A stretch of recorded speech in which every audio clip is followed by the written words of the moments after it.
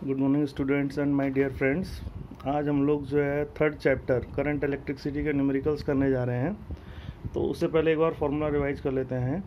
सबसे पहले फार्मूला ये है करंट का। करंट क्या होता है? Rate of flow of charge, आवेश के प्रवाहित होने की दर। जैसे त्वरण होता है ना, वेग परिवर्तन की दर, तो क्या आता है? वेग परिवर्तन बटे समय।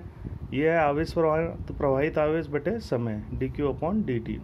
ये क्या है? V equal to I R, Ohm's law. ये क्या है? R equal to rho L upon A. R किस किस पर निर्भर करता है?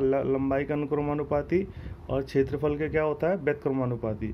और यहाँ पर रो भी आ जाता है आपका, पदार्थ पर भी निर्भर करता है। और एक किस पे और निर्भर करता है? ताप पर, चार चीज़ों पर।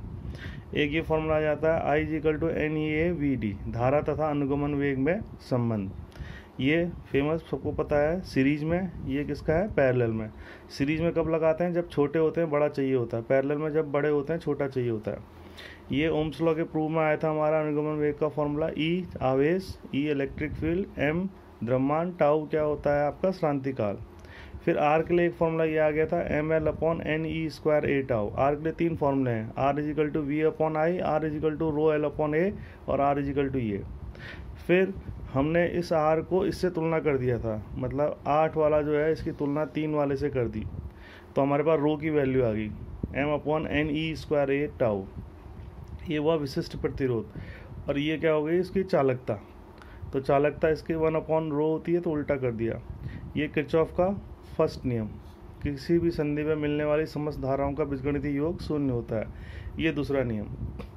ये क्या है? व्हीटस्टोन का सिद्धांत। अगर चार प्रतिरोधों को चतुर्भुज के रूप में लगाएं और एक विकर्ण में क्या जोड़ दें? उसमें गैल्वेनोमीटर, और दूसरे विकर्ण में क्या जोड़ दें? एक धारामापी। अगर धारामापी में कोई विक्षेप नहीं है तो P upon Q equal to R upon S. और इस पर आधारित क्या है? ये हमारी यंत्र है मीटर ब्रिज, उसके लिए फॉर्मूला। ये नॉन रेजिस्टेंस है, ये नॉन है, ये हमने नाप रखा है। एक बार पीछे वीडियो देख लेना। ये सेल के बारे में, इतने फॉर्मूले किसके बारे में है? सेल के बारे में। सेल का वैद्युत वाहक बल एकांक आवेश को प्रवाहित करने में किया गया कार्य। एक ही निकाली थी सर्किट इक्वेशन कि जो विभवांतर होगा सेल के सिरों में वो वैद्युत वाहक बल से थोड़ा कम होगा, क्योंकि आंतरिक प्रतिरोध के कारण थोड़ा विभवांतर अंदर ही हो जाता है उसके। ये लगेगा जब हम किसी सेल से धारा ले रहे हैं, और अगर सेल को आवेशित कर रहे हैं तो V इजिकल टू कितना लगेगा? E plus I R. ये सेल का आंतरिक प्रतिरोध निकालने के लिए formula, E upon V minus 1 बाहर से R। E क्या है? सेल का वैद्युत वाहक बल। V क्या है? जब हम उससे धारा ले रहे हैं R प्रतिरोध के लिए, तो विभवांतर। सेल का भी कॉम्बिनेशन होता है, सीरीज में जुड़ जाता है EMF, और प्रतिरोध भी जुड़ जाता है। पैरेलल में ये फॉर्मूला करा रखा है तुम्हें, पीछे वीडियो देख लेना, ठीक। ये विभवमापी E1 upon E2 equal to L1 upon L2, और ये विभवमापी से आंतरिक प्रतिरोध L1 upon L2 minus 1 R। तो इतने फॉर्मूले का हम यूज करेंगे। तो न्यूमेरिकल करना स्टार्ट करते हैं। पहले एक बार एग्जाम्पल तुम लोग कर लेना, फिर तभी न्यूमेरिकल समझ में आएंगे। और ज़्यादातर वैसे न्यूमेरिकल्स एग्जाम्पल से ही बहुत आते हैं। अब इसमें इजी एक्सरसाइज है, मैंने तुम्हें बोला है कि पहले ये कर लो, फिर एडिशनल बाद में कराएंगे। अब पहला प्रश्न क्या है कि उसने हमको क्या दे रखा है? एक सेल दे रखा है जिसका EMF कितना है? 12 वोल्ट।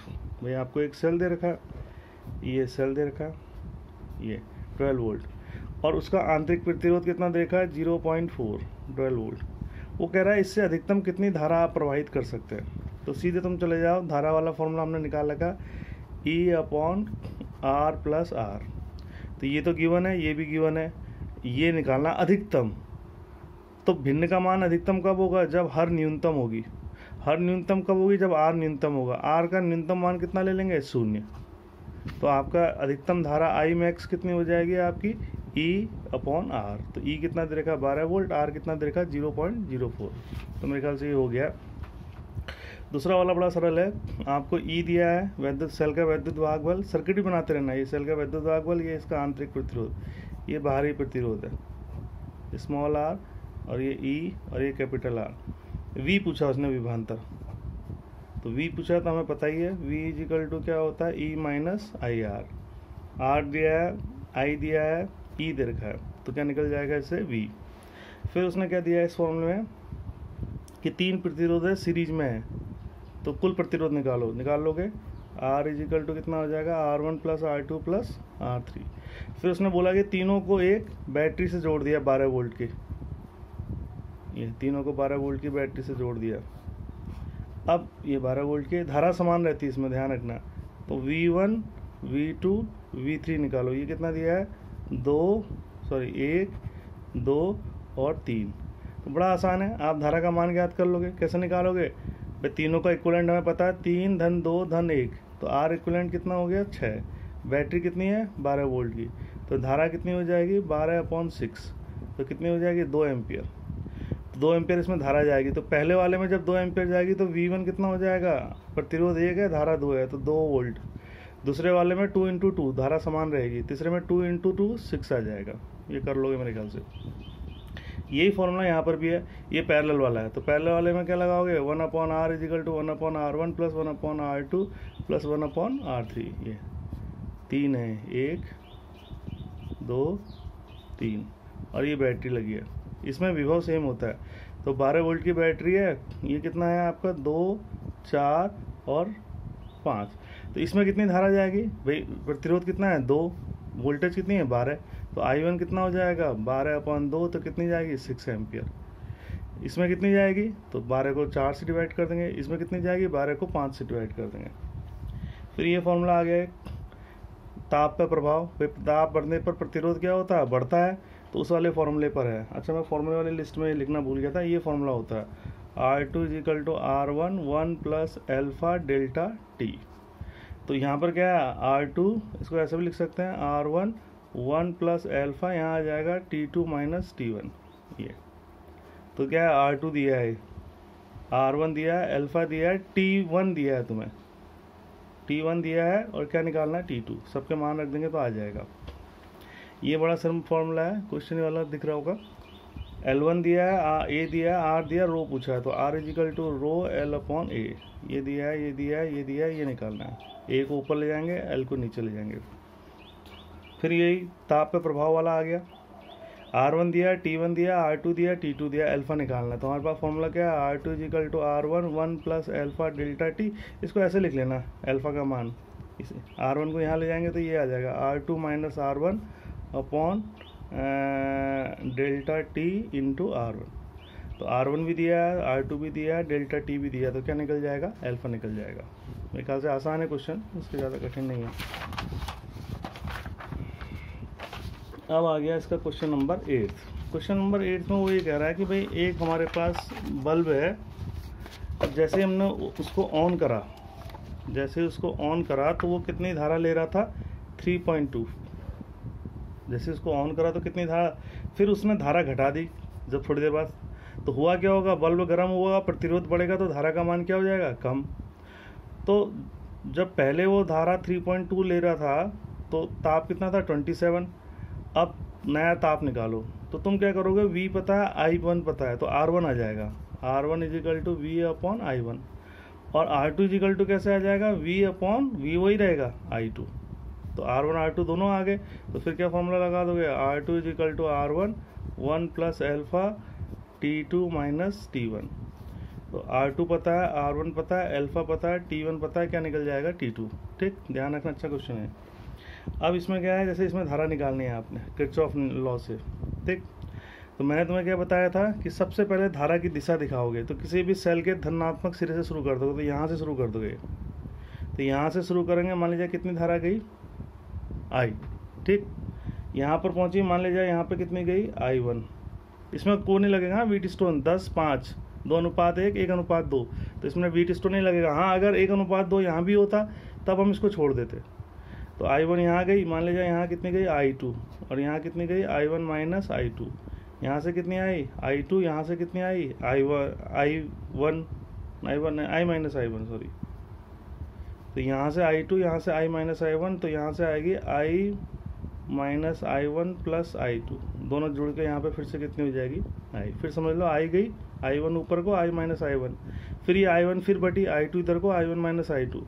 तो यहाँ से I1 - I2, यहाँ से I2, और ये दोनों जुड़ के यहाँ पर आ जाएंगी। ये अब लगाओगे इसमें किरचॉफ लॉ।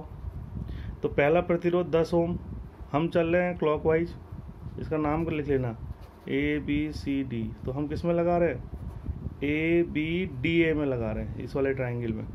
तो पहला 10 ओम प्रतिरोध है, धारा I1, हम जा रहे हैं इधर को, और धारा भी इधर को जा रही, तो 10I1 धनात्मक आएगा। फिर हम नीचे को आ रहे हैं, धारा भी नीचे को आ रही है, कितना है 5 और धारा कितनी है I2, तो प्लस 5I2। फिर हम जा रहे हैं ऊपर को, धारा आ रही नीचे को, तो माइनस कितना हो जाएगा 5I माइनस I1, कोई सेल नहीं है तो इजिकल टू 0, तो इसको थोड़ा सरल कर लेंगे, ये पहली समीकरण बन जाएगी। फिर इसमें निकालेंगे दूसरी समीकरण, पहला कितना है 5, धारा कितनी है I1 माइनस I2, हम भी इधर को जा रहे हैं, धारा भी इधर को जा रही है। दूसरा कितना है ये 10, हम जा रहे हैं नीचे को, धारा आ रही है ऊपर को, तो माइनस का 10I minus I1 plus I2। फिर तीसरा क्या है, हम ऊपर को जा रहे हैं, धारा नीचे को आ रही है, तो माइनस 5I2 इजिकल टू 0, तो इसको सरल कर लेंगे, दूसरी समीकरण आ जाएगी। तीसरी देखो यहाँ लगा लेंगे, ये इसमें दो तीन प्रतिरोध है, 1 2 3, तो हम जा रहे हैं ऐसे, तो 5 प्लस का आएगा I माइनस I1, ठीक है, दिख रहा है, ये वाले में लगा रहे हैं। फिर ये हम इधर को जा रहे हैं, धारा भी इधर को जा रही है, तो ये भी प्लस का आएगा, plus 10I minus I1 plus I2। फिर देखो ये घूम के हम इधर को आ रहे हैं, ये 10 ओम का ये प्रतिरोध है, तो प्लस कितना हो जाएगा 10I इजिकल टू, अब यहाँ पे सेल लगा है, तो माइनस से प्लस जा रहे हैं तो धनात्मक 10 वोल्ट। तो ये 3 समीकरण आ गई, किसके पदों में आएगी I1 I2 I3। तो पहले 2 को सरल करेंगे, I3 को हटा देंगे, फिर इन दोनों को करेंगे, I3 को हटा देंगे, तो 2 समीकरण बनेंगी, किसमें I1 और I2 में। जब I1 I2 में बनेंगी तो फिर उसके बाद क्या होगा, उनको फिर I2 को हटाएंगे तो I1 आ जाएगा, फिर रखेंगे I2 I3, मतलब समीकरण को सरल करना ये कर सकते हो तुम। ये मीटर ब्रिज पे क्वेश्चन है, NM है ये, जब हमने N यहाँ लगाया M यहाँ लगाया, ये लेंथ हमें बैलेंस पॉइंट L1 मिली, तो फॉर्मूला क्या लगाएंगे, N upon M equal to L1 upon 100 minus L1, तो हमें M चाहिए, तो ये यहाँ चले जाएगा 100 minus L1 upon L1 into N पता है, L1 पता है। फिर वो कह रहा है इन दोनों को बदल दिया जाए, तो यहाँ तुम्हारा M ऊपर चले जाएगा और N कहाँ आ जाएगा नीचे, और नई लेंथ आ जाएगी L2 लिख दोगे, तो वो L2 वाला आ जाएगा। मतलब दूसरी वाली में तुम क्या करोगे, B पार्ट में M अपॉन N कर दोगे, यहाँ L2 आ जाएगा 100 माइनस L2, तो M तो यहाँ से आ गया, M का मान रख दिया, N दिया है, L2 निकल जाएगा इससे। तीसरा वो बोल रहा है, ये मैं तुम्हें कमेंट्स में छोड़ दे रहा हूँ, इसका आंसर तुम खुद बताओगे। तीसरे में वो कह रहा है कि अगर हम धारा मापी और बैटरी को अदला बदली करते हैं तो क्या बैलेंस पॉइंट में फ़र्क पड़ेगा, तो ये कमेंट सेक्शन में बताएंगे, कौन बच्चा बताता देखता हूँ। लास्ट क्वेश्चन, ये बड़ा इंटरेस्टिंग क्वेश्चन है। ये एक सेल है जिसको हम आवेशित कर रहे हैं, किस सेल से, 120 वोल्ट से। तो वो पूछ रहा है कि यहाँ पर विभवांतर बताओ। तो इसमें देखो दो सेल हैं, ये आवेशित हो रहा है और ये कर रहा है, मतलब इसके तो धनात्मक से जाएगी धारा ये, और इसके धनात्मक से घुसेगी, ये चार्जिंग हो रहा है, ये डिस्चार्जिंग हो रहा है। तो सबसे पहले इसमें क्या निकालेंगे हम, धारा का मान। धारा का मान कैसे निकालेंगे, ये हमारे पास समीकरण है, कुल EMF बटे R प्लस। तो इसमें 2 सेल हैं, प्लस से प्लस जुड़ा है तो माइनस आ जाएगा, यहाँ पर क्या आ जाएगा E2 माइनस E1 आ जाएगा, क्योंकि सीरीज में नहीं जुड़े हैं। और R कितना हो जाएगा ये, तो ये हो जाएगा 120 माइनस 8 अपॉन 15.5 प्लस 0.5, तो ये हो जाएगा 108 अपॉन 16। तो मेरे ख्याल से ये आ जाएगा 54 अपॉन कितना हो जाएगा 8, 7 एम्पियर आ गया। अब विभवांतर कैसे निकालोगे, इस सेल से भी निकाल सकते हो, देखो ये, और इससे भी निकाल सकते हो। अगर 8 वोल्ट वाले से निकालोगे तो आवेशित हो रहा है, तो इसमें तो समीकरण लगाओगे V equal to E plus IR। देखो E कितना लेंगे 8, I कितना लेंगे 7, और ये लेंगे 0.5, तो 8 प्लस 7 0.5 कितना हो गया 3.5, तो 11 पॉइंट कितना हो जाएगा 5।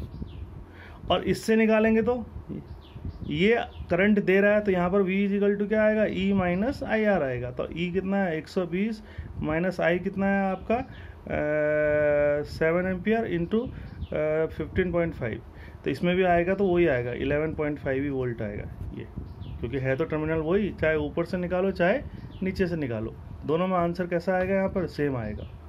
तो होपफुली मेरे ख्याल से तुम्हें समझ में आ गए होंगे। ये 11 क्वेश्चन है, 11 क्वेश्चन आप लोग कर लीजिएगा। फिर मैं अभी किसी नए टॉपिक पे एक वीडियो बनाऊंगा सर्व कैरियर रिलेटेड, फिर हम नेक्स्ट चैप्टर स्टार्ट करेंगे। Thank you.